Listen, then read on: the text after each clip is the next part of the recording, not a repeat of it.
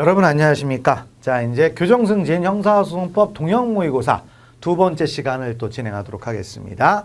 자, 그럼 이번 시간은 1번부터 한번 보겠습니다. 다 형사소송법의 인적 적용 범위죠. 자, 그럼 인적 적용 범위 원래 누구나 다 적용되는데 뭘 본다? 여기는 예외를 보는 거죠. 국제법상 예외와 국내법상 예외가 있는데 바로 이제 국회의원은 이제 뭐가 있습니까? 바로 면책특권과 그 다음에 불소추 특권이 있겠죠. 그래서 자, 국회의원은 국회에서 직무상행한 발언과 표결에 관하여 국회외에서 책임을 지시냐. 여기까지 면책특권이죠. 그 다음에 현행범인을 제외하고는 회기 중 국회의 동의 없이 체포 또는 구금되지 아니한다. 그래서 죄송합니다. 불소추가 아니고 불체포 특권이네요.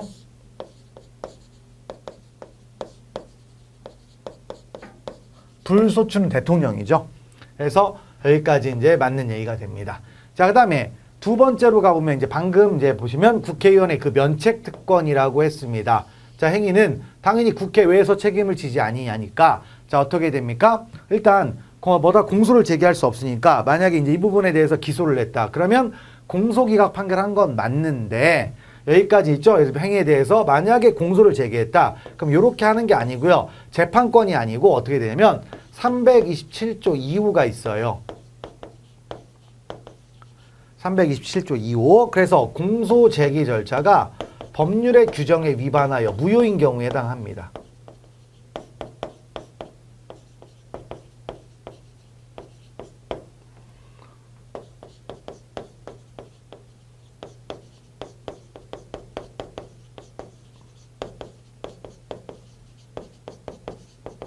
여기로 가요. 재판권이 아니고. 그래서 공소기각 판결입니다. 공소기각 판결은 똑같은데 재판권이 아니다. 그래서 여기 재판권 이게 아니다라는 거죠. 그래서 2번이 틀렸다. 됐고 이제 3번이 이제 뭐예요? 이게 바로 불소추 특권이죠.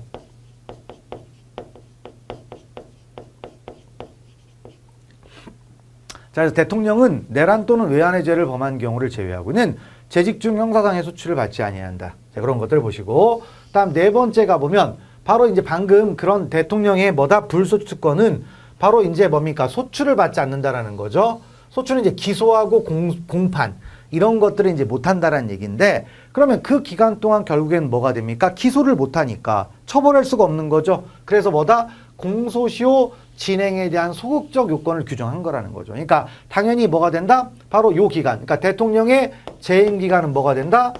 그러니까 내란과 외환이 아니라고 하게 되면은 뭐가 된다? 공소시효 정지 사유가 되는 거라는 거죠.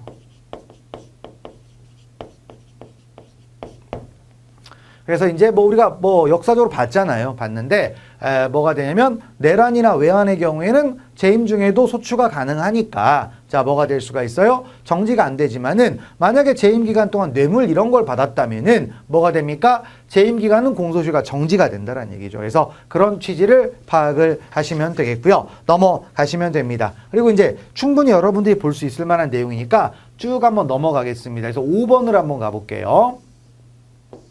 자, 다 변호인의 피의자 신문 참여해가지고 있죠. 자, 그럼 일단 조문들을 정확하게 이제 보는 건데, 바로 이제 요게 243조의 2의 1항입니다.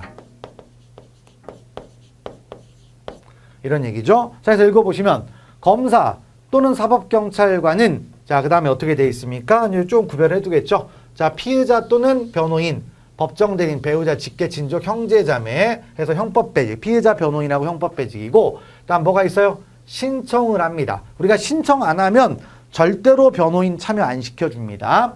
그래서 자, 접견하게 하거나 그 다음 뭐가 있어요? 정당한 사유가 없는 한 그 다음에 참여하게 뭐가 된다? 하여야 한다라는 거죠. 하여야 한다. 그래서 참여하게 할 수 있다. 그럼 틀린 거죠.